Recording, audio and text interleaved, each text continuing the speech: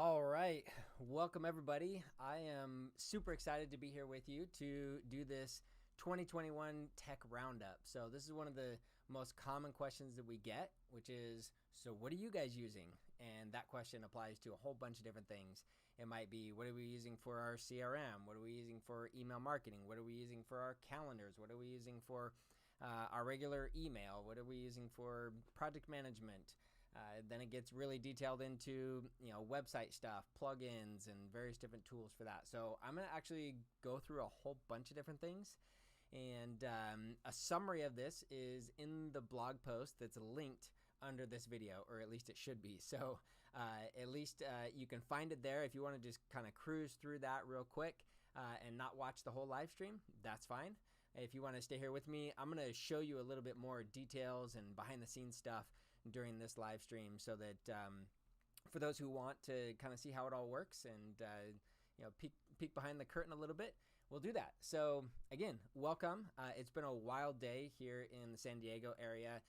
Crazy wind and rain and storm and everything. That's just not normal for us. Probably 360 days out of the year here are 75 degrees and sunny. And so it's caused quite the melee here in San Diego. Actually, earlier I was doing a live call with a bunch of people and the power went out. So I'm hoping that doesn't happen here. Hopefully everything works out just great. Trying to get on my screen here over to where I can see your guys' comments and stuff. I'm not really sure if I click on some of this stuff, if it's going to break everything, or or the stream is going to continue to work as is. I really don't know. I'm still getting familiar with this whole setup that I have. So this is part of what I'm going to show you is how we're doing live streaming and stuff like that. So that doesn't seem to be working, at least the way that I expected. So I'm going to come over here and see if by chance I could see by pulling up Facebook if I can see the comments and things there. So I might be a little slow on the comments, but feel free to engage, feel free to comment and questions. So Bradley's giving me some live advice here. He says he uses Restream all the time. Okay, so Bradley, here's what I did. I created an event in Restream, and now, of course, we're streaming, and I'm on Restream, and I'm on the event page, but it's not like it was like if you go into Live Studio. If you go into Live Studio, you can see the chat and everything. You can see all the comments.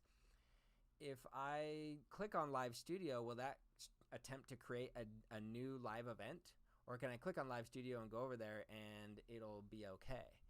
I'm hoping it'll be okay. I've tried some of this stuff before on other systems and it like cuts out the live stream and stuff like that. So maybe Bradley will know what to do here and I can get over there without breaking things. I'm just going to do it before he even responds. So I'm clicking on live stream or live studio. It's doing something. Okay. I'm in here. Chat. See, I think it created a whole new, because it says testing live streaming with Restream. It's not the actual event that I'm in. So, anyways, like I said, I'll try and monitor your guys' questions not through Restream today because clearly I am not a Restream expert.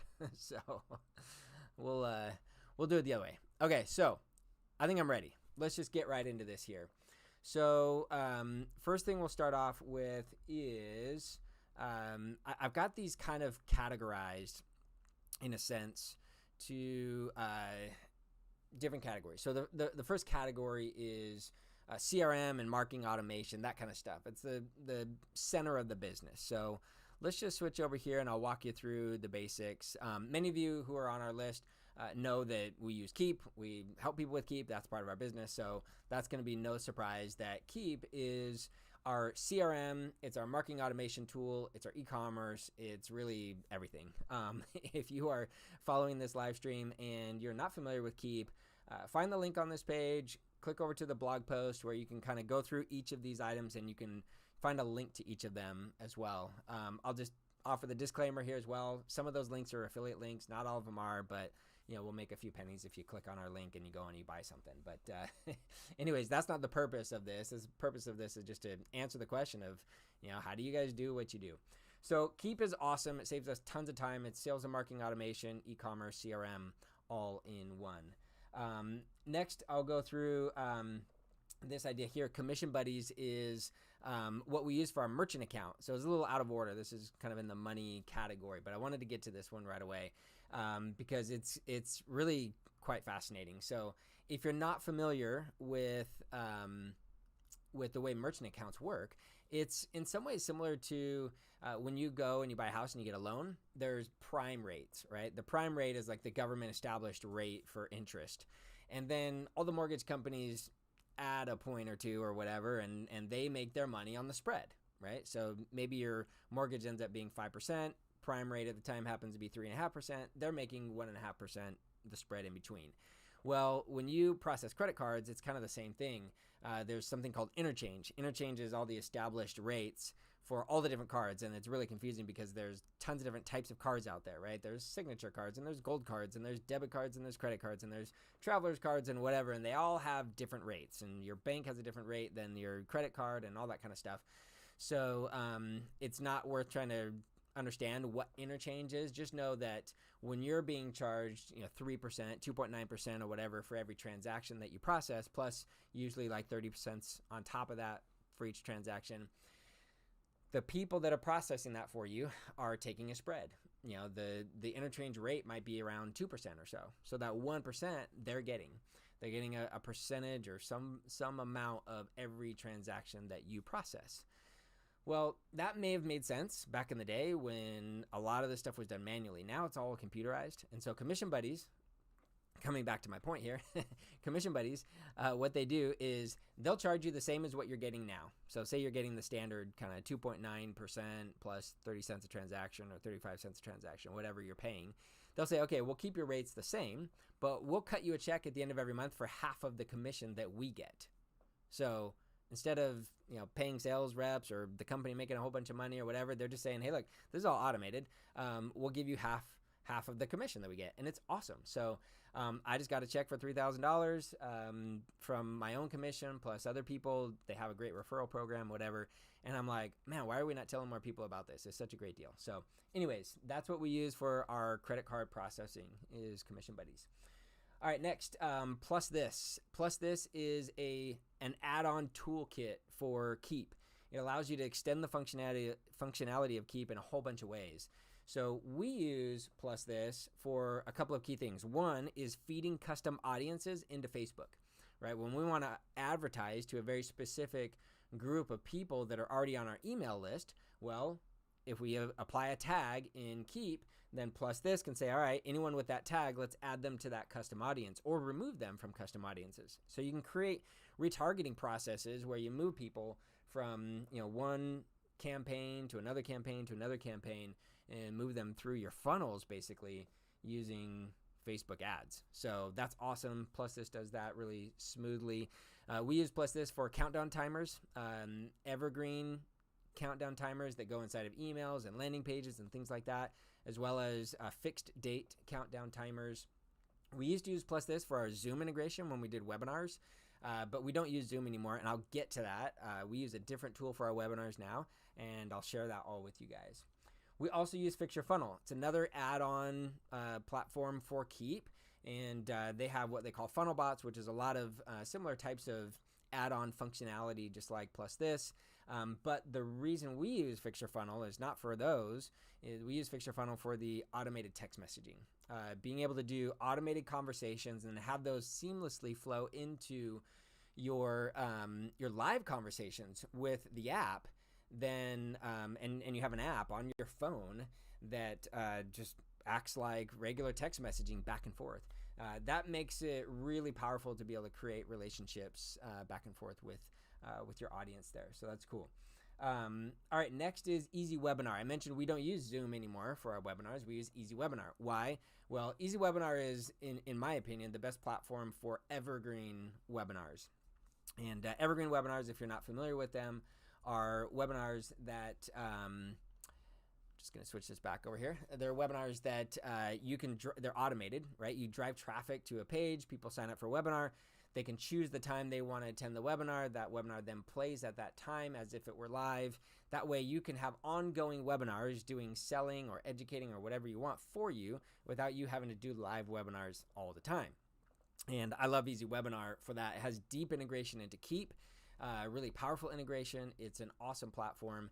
And turns out you can also do live webinars with Easy Webinar. So when we realized that, we're like, why are we paying for Zoom? We don't need Zoom. You might be thinking to yourself, well, what about just all your regular, virtual meetings? Well, we use something else for that that's also included in the price. So part of what I'm trying to do here by sharing all this with you guys is help you save a bunch of money, because we see it all the time. We see so many people using a bunch of different platforms, kind of like we are. Like, I'm going to show you all these different software tools, but not realizing that there's a lot of overlap with these platforms. A lot of these tools do the same thing as other tools, and so therefore you're basically double paying. And I don't like that. So I want to make sure you guys are getting the value out of the softwares that you're using, but also not overpaying for that software. Okay. So let's cut back over here. Easy Webinar is what we use for evergreen webinars and live webinars. It's a great tool.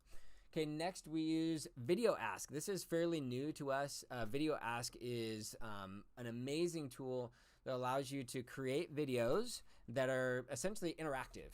So what we're using it right now for is in our onboarding process. So when someone signs up for one of our services, they land on a landing page and there's a video from me. And that video might ask them, hey, tell me about your situation. Tell me what you're looking for. Tell me the problems you're trying to solve, etc. That kind of stuff. And they just hit a button, and whether they're on their phone or their computer or whatever, they can respond with a video right then and there. It's super seamless and easy. It's a really, really great platform. So we love Video Ask. It really helps you create deeper relationships right out of the gates. Okay, next we have Appointment Core. Appointment Core is a scheduling software that works with Keep. We like Appointment Core because of its deep integration with Keep. Again, integration with Keep for us is critical. It's one of the most important things because Keep is our central business platform. Integrating with Keep becomes more and more important for us. So there are great tools out there, Calendly and Schedule Once and whatever, and I don't have any beef with those. I just really like the integration and the possibilities with Appointment Core. Okay, next, Zapier. You're probably familiar with Zapier. Zapier allows you to connect just about every software out there to another software. We use Zapier actually very, very limitedly, if that's a word. And that's because, again, I strive for native integrations. Native integrations are important because when you go through one software to another software to another software, the more connecting points you add in between, the more possibility that there is that something breaks. And so I try and avoid Zapier. Not that I don't like Zapier, I do. It's a great software. It's a great connecting tool, but I avoid it whenever I can. So we use it in a very, very limited fashion. Everything that I've showed you so far, except for Video Ask, integrates pretty natively. So that's all the stuff related to CRM, marketing automation, etc. Now we're going to move into a grouping of tools that are website tools, website related, hosting and that kind of stuff. So again, feel free to comment or ask questions, particularly if you're on Facebook. I'm not seeing all of the stuff, so I apologize if I don't see yours, but I'm trying to look over here and grab these these questions and comments and stuff as much as I can. So feel free to jump in there and ask questions, and I'll try and respond to you guys. Okay, so next grouping of things, websites, hosting, that kind of stuff. Let's get into that. So we're going to jump over here. First thing for us is our website platform is WordPress. WordPress is free. It's open source. It's been tried and true for many years. Now, again, caveat here. If you're looking for something a little more, what do we call it? User-friendly, really easy to use. WordPress may not be the platform for you. Now, WordPress is pretty dang easy, but there are easier tools out there, Wix and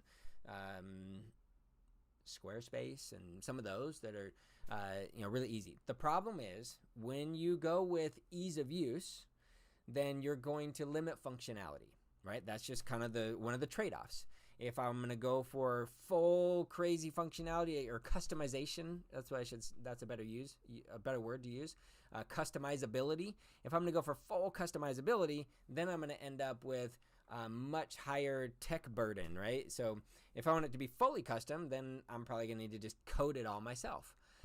But WordPress is a really good middle ground. WordPress allows you to have a really simple website, or I should say simple to set up and build, but also allows you full flexibility and customizability because of the network of plugins and add-ons that you can add on to WordPress. So we prefer WordPress. That's what we use. Now, to make it easy like Wix or Squarespace or whatever, we use a page builder called Elementor. Elementor is a drag and drop page builder. It's visual, so you drag stuff in there and it looks the way it's going to look for everybody else, and then you can tweak things. It's drag and drop, which makes it really easy, but it also has the ability to adjust and tweak each of those elements in a really powerful way. And if you're a coder or you understand HTML and CSS a little bit, then you can get into some really fine details of how you want to customize it. So Elementor, I think, brings the best of both worlds. Next, we'll move on to Memberium. We host quite a few membership sites. We've built a lot of membership sites for our clients.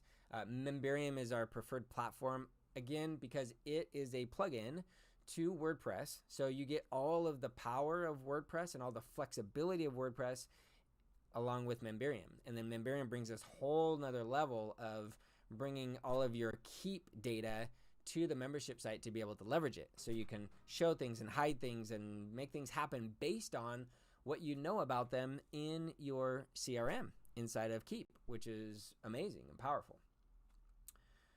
We've built over 150 membership sites with Memberium and absolutely love the flexibility and the power that it brings us.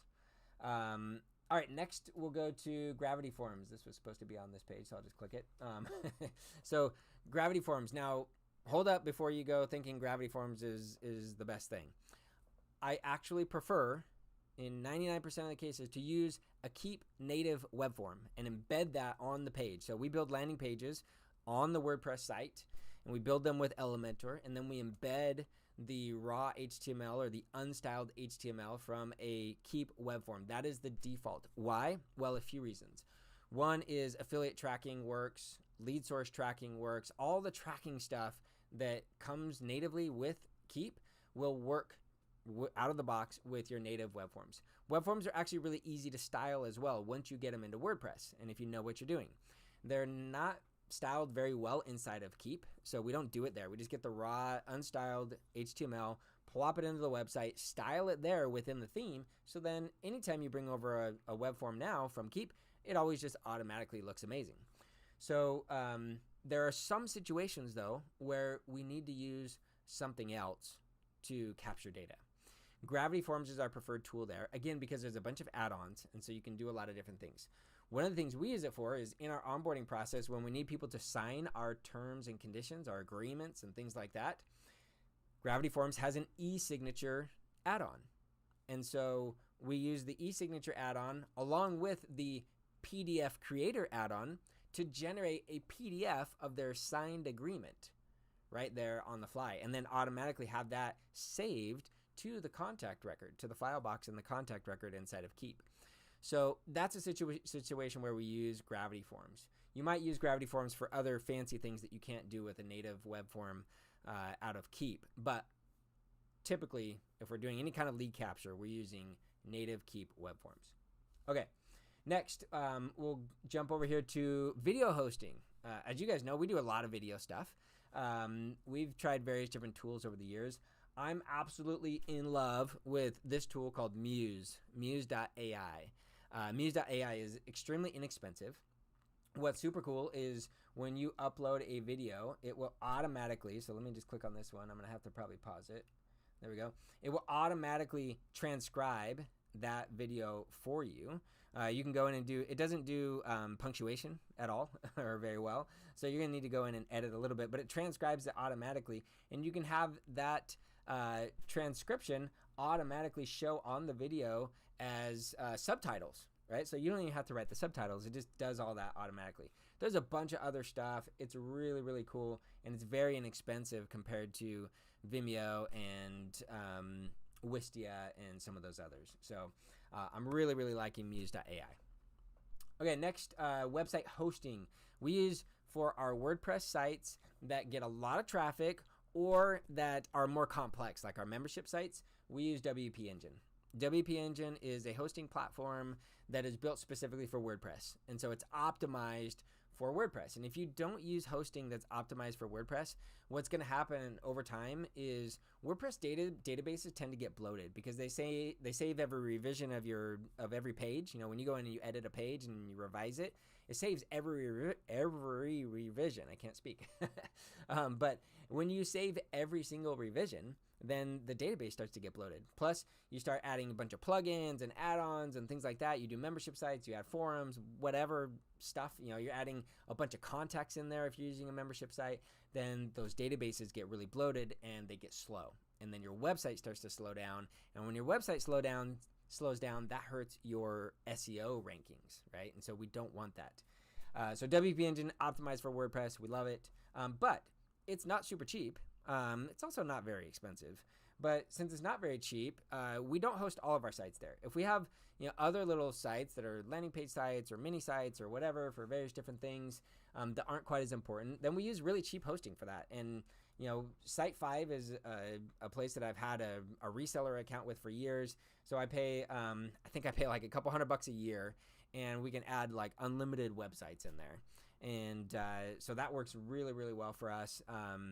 You know, it's probably similar in quality to GoDaddy or Bluehost or whatever, which those generally are terrible. I don't use those for anything important. But Site 5 has excellent support, really reasonable rates, and really, really good uptime and things like that. So I haven't had any issues with them. They use cPanel, if you're familiar with that, WHM and cPanel. So it gives you that whole back end to get in and manage your sites and things like that. So super cool stuff. All right, inside our membership sites, we use another plugin called GamiPress. GamiPress allows you to gamify all the stuff inside your website. So if you got a membership site and you got people in there going through courses and interacting through forums and friending each other and messaging each other and all that kind of stuff, you can give points and you can label those points and you can create rankings and various different things. So it's super fun. You know, when you have a membership site, particularly a paying membership site, your biggest concern is retention. You want people to stay as members and keep paying.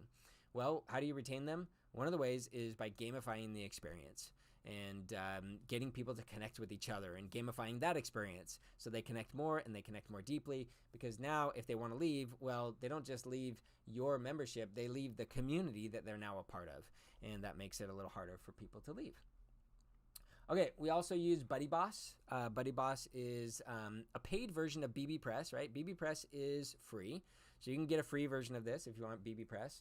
But BuddyBoss is basically forums and social networking, etc., for your WordPress membership site. So it's a WordPress plugin, allows you to create social networking type feel. You create a profile, you can connect with people, you can friend them, message them, communicate in the forums, and all that kind of stuff. So that is BuddyBoss. All right, next, LearnDash. We use LearnDash for our courses. We do a lot of courses. We have a whole bunch of education that we offer to our customers, and LearnDash is our preferred tool for creating and organizing and managing your courses. Can you create a course without LearnDash? Sure. You can just create pages inside of your WordPress and link those pages together. So when you watch this video, you click a button and you go on to the next video and that kind of stuff. That all works just fine. But LearnDash gives you this, you know, course container that keeps everything organized and looks great. And it also has deep connections with Memberium as well as GamePress. So I can have it automatically set up so that when they complete a lesson or they complete a course, they get points or they increase their rank or whatever. You can show and hide things within your LearnDash lessons based on your Memberium information, based on tags that you have and things like that. So LearnDash is what we prefer there. All right, when you use WordPress, you have to have a theme. The theme decides or defines what your website looks and feels like, right? So we use a theme called Astra. Why? It's super lightweight and super fast. That's the key. When you get a lot of themes out there, they're, again, bloated with graphics and scripts and all this kind of stuff. I like to install Astra without any of their templates. You can see they've got a whole bunch of different templates down here. And I often install it without those templates and then just style it on our own, because we have that capability here at Box Out. If you don't, then use one of their starter templates. The starter templates are awesome. And the starter templates, you can choose which builder you're using. So we choose a starter template, and then you choose Elementor, and you're like, okay, now we're up and running, and everything's great. So Astra is just a great, lightweight, super powerful, and fast theme.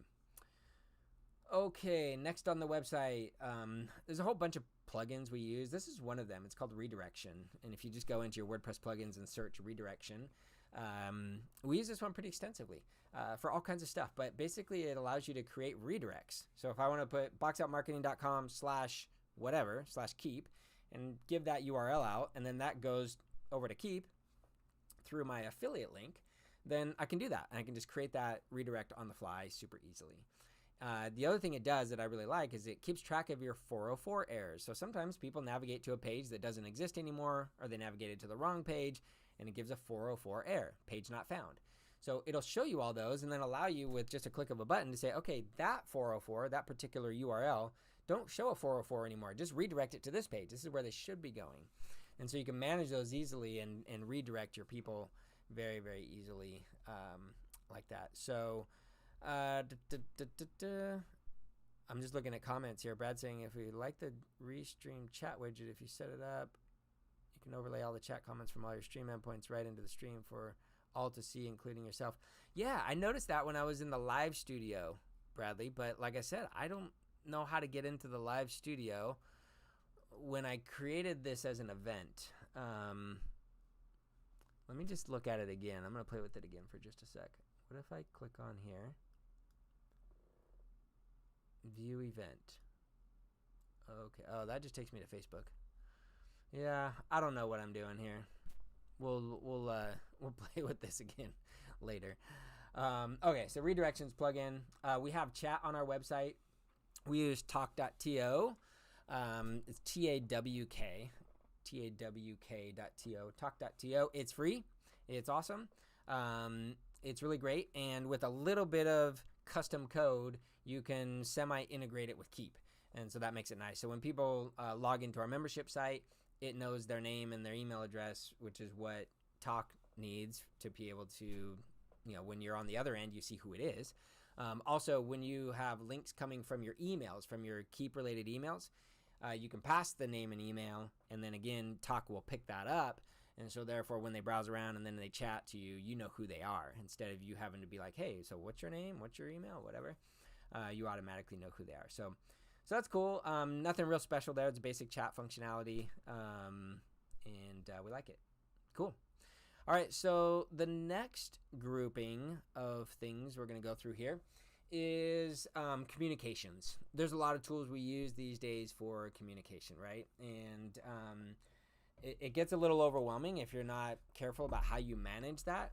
So I'm going to walk you through what we use for communications.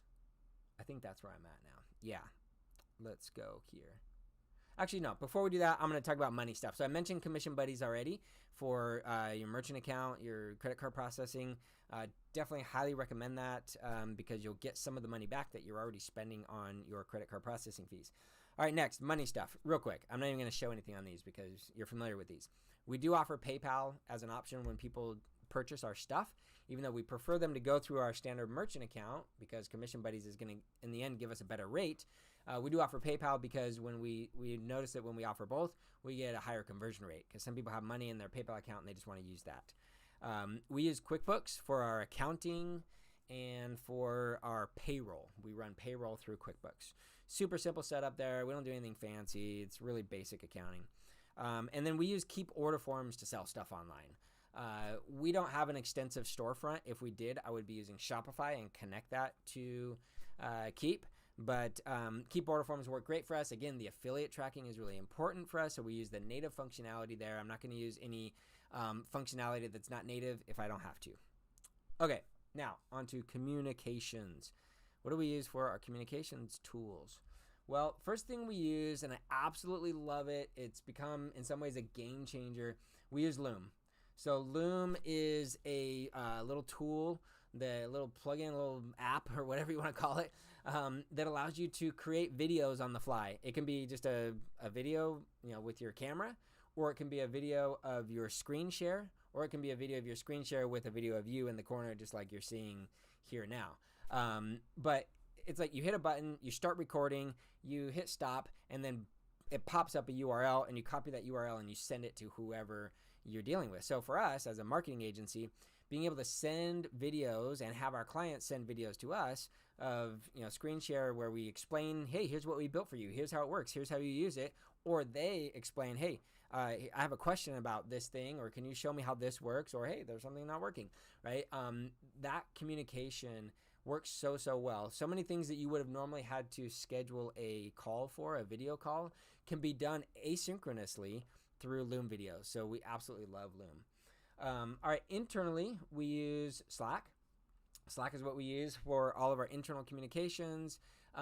Slack has kind of become ubiquitous, so there's probably no surprise, but we use Slack for our internal communications, and then what's great is that so many other people are using Slack that it's very common to be able to just connect. So you can see here that I have a couple of Keep workspaces, Keep General Workspace, plus Product Advisory Council, which I'm on.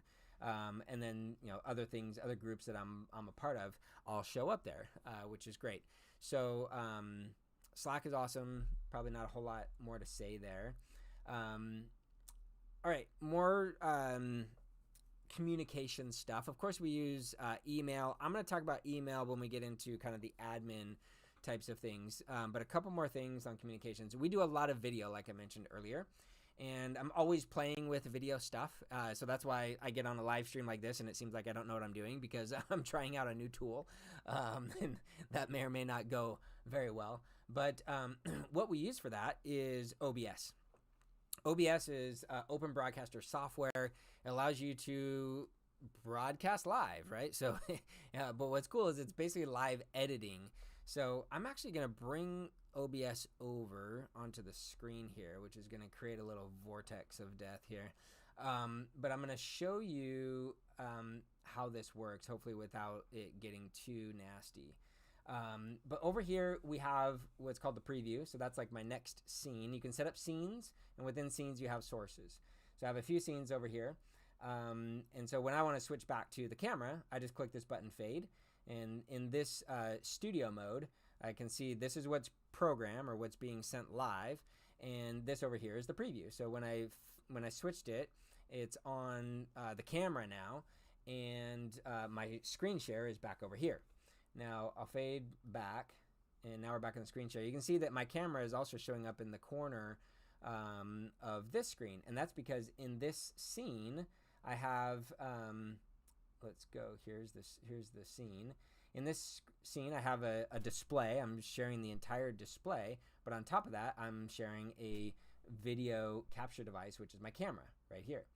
And so that way, it just, I think, keeps it a little more personal when you still see me on the screen while I'm talking to you and we're doing a screen share. Okay, so camera one is this camera here. We'll fade that back. Now, to show you a little bit behind the scenes, I've set up another camera, camera 2, and you can see here now that I'm going to fade this over because you're not seeing the screen share anymore. But I'm going to, oh, you are going to see that actually. You can see here now that, oh wait, No, you're not. I need to switch it over. I always get confused. Okay, so you can see here now that my camera 1, is using green screen functionality. I've got this green screen behind me that is one of those pop-up green screens. So you can kind of twist it and fold it up into a small little circle, right? So that makes it really nice and portable. You'll notice that it's hanging from the ceiling there. That makes it so that I can have it hooked up there and I can easily take it down, or I have another rope that kind of goes up and I can pull it up out of the way, because behind that, I'll put this up here, see if I can reach up. Behind that is actually my whole studio, which is a mess right now, but you can see another big green screen back there against the wall. And I've got lights and all kinds of other stuff back there, some books and inventory of other things and whatever. But that's the setup there. So so you can see with green screen, been able to set up a nice little situation that looks like this. So it's a virtual background. The green screen works pretty well. The green screen functionality in OBS, I wouldn't say is like amazing. We do a lot of videos in the studio back there where we shoot against the green screen, put that into Adobe Premiere. So we use Adobe Premiere for editing. In Adobe Premiere, the green screen functionality is just way, way, way better. So anyways, that's that on communication stuff. Let's switch over now to hacks, project management, and admin stuff. So let's come over here. I need to bring OBS back here so I know what I'm doing, and then get screen 2 up here. Okay, so no surprise, for admin in general, we use Google Workspaces, or Google Workspace, I guess they call it. And so we use Google for our email, right? Gmail, and we use the Google Calendar, and we use Google Drive, etc. One of the things that I think very few people know about, though, is something called, and we use Chrome, of course, as our browser. But one thing that many people don't understand or don't know exists is something called Chrome apps. So a lot of these things, like Google Meet, for example, that's what we use for our virtual meetings. I'll bring it over here. Google Meet. So Google Meet, what's cool is since it's all part of the Google suite, it's connected to my calendar, and any meeting that I have on my calendar that has a Google Meet link in it will show up on here. So we're towards the end of the day. The only thing I have left is 4 o'clock stand up with our whole team, and that shows up right there. So I just come to Google Meet, I click stand up, boom, I'm in the meeting. So that's kind of nice. You can create meetings on the fly. It's super easy. You can do virtual backgrounds in Google Meet. It's Zoom basically, but it's included in our Google apps or our Google Workspace. So I like that. Now, one thing you may not realize is that there is not an app. There's not a desktop app for Google Meet. So you might be wondering, well, how do I have this little window and it shows Google Meet as the app name up here in the corner of my screen and all that kind of stuff. So how is that happening? Well, it's very, very fancy. I'm going to move this down just a little bit so you can see. I think I'm doing that right. Yeah, and then I'll move it over. So over in the upper right hand corner of your browser when you're using Chrome, there's these 3 dots. And if I want to make an app, a Chrome app out of something, then I just click those 3 dots and I click More Tools, and then I click Create Shortcut. And then you want to name it. So this is a workspace page, which is kind of silly to make an app out of it, but Google Workspace, then I can do open as a window, right? So now create, and now it's going to open Google Workspace as its own app. And so I'm going to move this back, and you'll see here when I scroll through things, this is the one we just created, Google Workspace. But I've got Google Meet created as one of those. So it's running basically, it's a Chrome window, right? But it's running as its own app. I've done that as well with Evernote. I keep Evernote as its own app here. Google Calendar runs in Google Chrome. This is not a desktop app. This is just another Chrome app that I use for my Google Calendar. Well, why do I do this? Well, a couple reasons. One is I like to have my main apps that I use a lot easily accessible right here when I do Command Tab on my screen. So one of the things you'll know, if you're familiar with me and the way I operate, is I love shortcuts, hotkeys, right? So if I can get to something quicker and I can shave a few milliseconds off of getting there quicker, then I do it. So Command Tab is one of the ways that I get to and from apps really, really quickly. And so I don't want my calendar to be in a tab that I got to go hunting in my tabs up here in my browser for. I like it just to be right here. Boom, I got my calendar. Now it's showing up on a different window. I moved it. But same thing, Google Meet. Boom, I'm back. All right, back to my Google Chrome. I'm here. So I like that for just ease of use and kind of separately having each of those functions in their own app. It's just really, really helpful for me. Okay, so that was Google Workspace, Chrome shortcuts, Google Meet. Of course, we use Gmail with our branded box out email. One thing I will tell you is I use Mailplane. Mailplane is basically just a container app that brings in, so this one isn't a Chrome app, it's an actual app that you go buy in the App Store. It's called Mailplane, and it's a software that really just loads your Gmail in it as a frame. Again, I like it just to have a separate app, but I like it because it can have multiple tabs in here. And so I often have this running with my box out contacts next to my box out email, and then my personal contacts next to my personal email. So I got box out email here, box out contacts, personal email here, personal contacts. You can load the calendar in here. So if I wanted my box out calendar in here as well, I could do that. So I got my box out calendar, but I like to have my box out calendar separate. I like calendar totally separate in its own app. That's just me. But I really like this. Now, something about Gmail that you should know. Again, I love hotkeys. So if you're in Gmail and you hit Command ? I think that's what it is. Nope. Actually, maybe that one only works in a browser. Oh no, just hit Shift ? So get the question mark. Then it pops up this list of hotkeys. Now you might need to turn your hotkeys on in your settings, or your shortcuts. I don't remember what they call them, hotkeys or shortcuts. You got to turn them on. But once you do, then Shift ? Shows you a list of all of them. And then just reference this every once in a while and memorize the ones that you use often. So I never have to click a button or anything when I'm creating an email because I just hit C for compose, right? That's easy. If I want to just archive some emails, here, let's go in my promotions. So I'm like, oh, I got a couple of promotions. I want to archive these. I can just hit Y. Y actually removes any labels, which essentially archives it. And the reason I use Y is because sometimes I use these labels down here for sorting through things. And if you hit archive there, well, it already thinks it's archived because it's in a label. So if you hit Y, it removes the labels and removes it from that list. So that's the way I operate with that. But,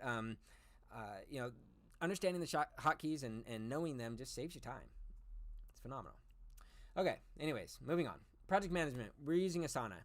Now, we created our own platform for managing all of our agency work. It's called The Factory. The Factory is here, and this is the front end. The back end of The Factory is a little bit different, but all of our work is managed in The Factory. So we don't use a normal project management tool for anything that we do for our clients. We only use a project management tool, which is Asana, for internal projects.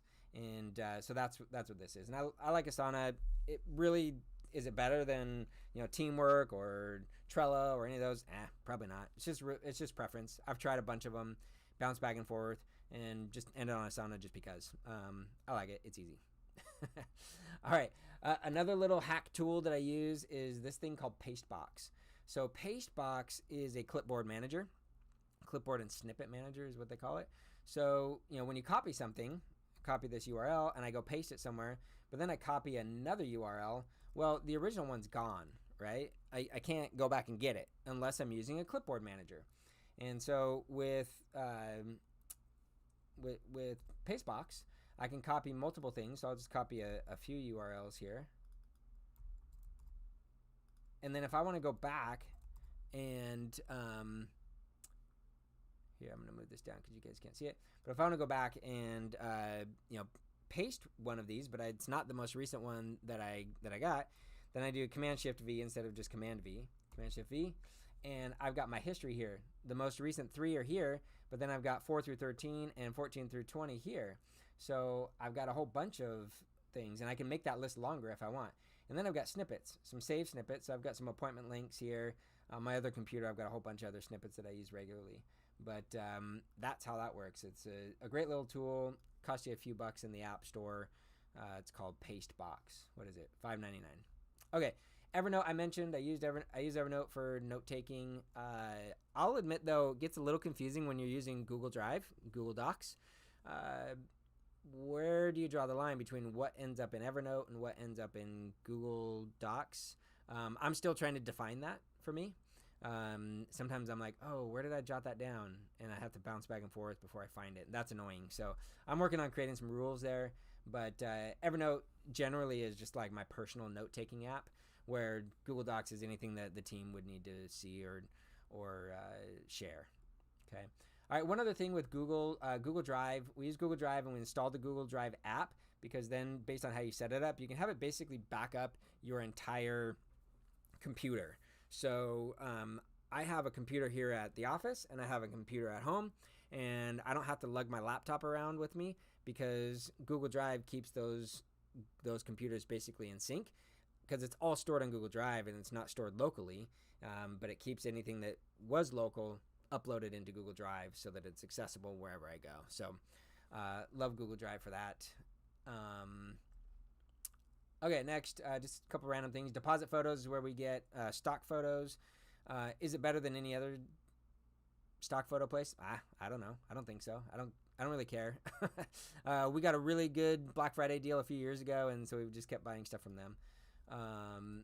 Next, what do we got? Pitney Bowes. So we send packages to, oh shoot, I was going to grab one and have it right here to show you. But we send a package to every new factory customer. It's a nice custom box out marketing box with our design all over it and on the inside, and has a water bottle and a t-shirt and a hoodie and some coasters and stickers and various different things inside that box.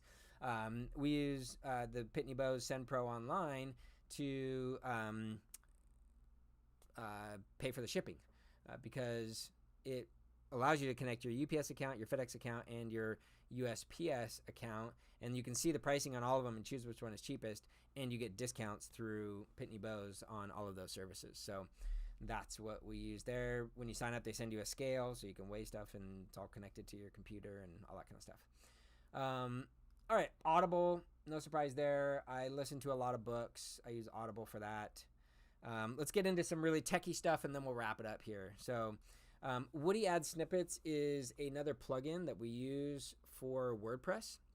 Woody Add Snippets allows you to inject custom code, whether that be CSS, HTML, JavaScript, or even PHP code, into any page or anywhere you can insert a shortcode in WordPress. And that allows you to keep that amazing WordPress platform, but then inject your own customization, your own coding wherever you'd like. And that's super, super cool. It's really powerful and really helpful a lot of times inside of membership sites. All right, we also use this little plugin. It's an OAuth server. Our factory platform is a custom platform that we built. It's not built on WordPress or anything like that, but we have a membership site on WordPress. We don't want people to have to manage 2 different logins. So we use this OAuth server plugin in WordPress to allow basically single sign-on functionality. So when someone goes to the factory and they're not logged in, it will redirect them to our WordPress site where they log in, and then it redirects them back. So that way they use the one single sign-in, login information on our main website, and it manages login for our factory and any other site. We have a couple different membership sites, and that OAuth server manages logins for all of that to keep them all synced up and everything. So cool. All right. Well, that's pretty much it. Let me just check my notes. Oh, a couple other things.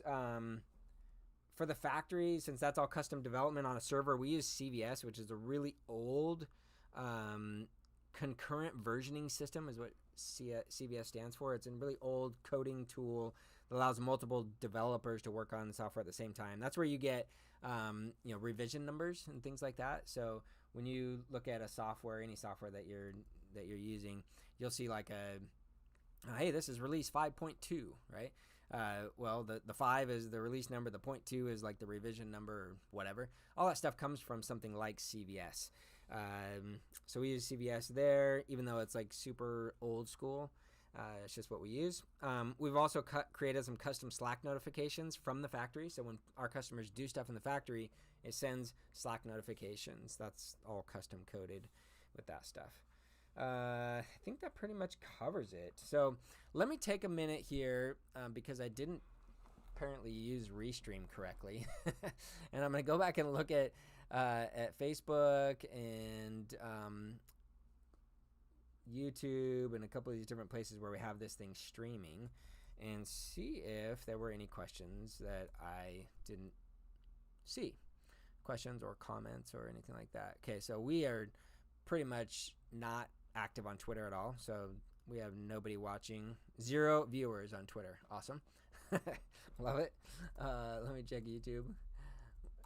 Now, we do put a lot of stuff on YouTube. I'm not sure we have a real active following, though, that's like, waiting for our next YouTube video to come out. So let me check this one. Yeah, no comments on YouTube. Facebook is where we do most of our stuff. So we do have some comments on Facebook. I think we've already addressed those coming in from Bradley. Let me just check because I think we're rolling this into our our Facebook group as well. And so checking if there's any others there. It doesn't look like it. So anyways, great. Oh, here's a question that just came through from Daniel Filstra. Any comments on other webinar platforms and why you prefer Easy Webinar? Yeah, so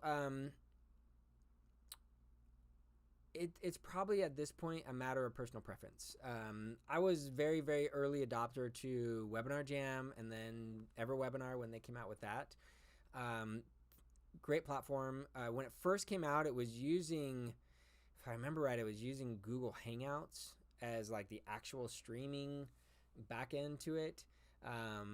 That ended up having some challenges. Then they replaced that. They made it better. And I think sometime during all of that is when I started looking at other platforms. There's another one that I'm blanking on right now that's also really good. Give me a minute and I'll come up with it. I can't remember. But anyways, just I settled on Easy Webinar. It's great. I don't know. I like that it has all the deep integration stuff with Keep. That's kind of key for me when I'm looking at most add-ons, tools, and things like that, is how well does it integrate with Keep? And you can kind of ask yourself, is this Keep first or is it Keep in addition to? So, there are plenty of tools out there, like Appointment Core was Keep first. They first integrated with Keep. Plus this, first integrated with Keep. Fix Your Funnel, first integrated with Keep. All those tools now integrate with other systems, but they first did it with Keep. And what that tells me is generally their integrations are going to be deeper. They've got more experience, therefore they've worked out more of the bugs and things like that. Easy Webinar, Keep first platform, where Webinar Jam wasn't. That was kind of an afterthought. And you can see it in the integrations with a lot of these, where the integration just isn't as deep with some of these tools. Calendly and Schedule Once have integrations with Keep, but they're not as deep as Appointment Core. They don't go quite as far. So I don't know if I answered your question, Daniel. That's the answer, though.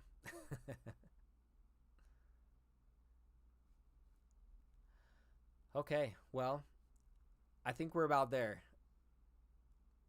I don't see any other questions, no other comments. I've covered what I was going to cover. Check the link with this video that goes to our blog post, and that way you'll be able to kind of take your time and scroll through each of these things instead of watching the whole live stream or trying to figure out where in the live stream each of these things is. So if you didn't catch that earlier, just click that link. You can go through each of those in a little more systematic way and learn about all the different tools that we use. I'd love to hear about what you guys are using as well. if you're using other tools that I didn't mention that you think are amazing, let's share them. Share them in the comments here. I'd love to hear what you guys are up to. All right, Daniel's asking if you weren't using LearnDash, what would come second? It's a real good question. Me personally, when I'm not using LearnDash, and sometimes I don't, so there are some things I don't use LearnDash for. I just build it with pages, with WordPress pages. If you don't truly need a full LMS, learning management system, that has quizzes and certificates and all the bells and whistles there, then I would just make it simple and use pages and design those pages how I need and the functionality of those pages how we need. That's what I would do. Now, it starts to beg the question, though, if you're not going to use LearnDash, because I truly believe LearnDash is probably the best for WordPress. But if you're not going to use LearnDash, should you be looking at another platform altogether? Something like, there's a few out there, and I'm going to blank on the names, but like Thinkific, I think, is one of them. Kajabi you could look at. I don't think Kajabi has quite the LMS functionality, but is built for selling courses online. You look at Customer Hub, built for selling courses online. In some ways, some of those platforms are simpler and easier than setting up a whole thing in WordPress. If I was looking for like, hey, I'm going to launch a new course online. It's really simple. I don't need all the bells and whistles. I just want to get it up and running fast and easy. I would probably go with Customer Hub. Customer Hub is a great option for that kind of thing. If I need true LMS, then you're looking at then you're looking at LearnDash first if you're using WordPress, and then other systems like Thinkific. Let me just do a quick search here because I know there's a few that I'm familiar. Oh yeah, Access Ally is another one. That is a WordPress plugin. Thinkific is its own platform. And so again, there's pros and cons to having like a separate standalone platform. And Thinkific is going to come with some of those pros and cons, right? Those are the main ones. I mean, there's others out there that we've run into a few with our clients. Can't think of any of them off the top of my head, but they're generally more rare. Yeah, I'm not seeing anything else off the top here. Okay. All right. Well, I think we'll go ahead and wrap up here. So if you're watching this after the fact, go ahead and comment. I'll see your comments. I can respond later and get you all taken care of. So ask questions, comment, share what you guys are using, and we'll talk to you guys later. Have a great one.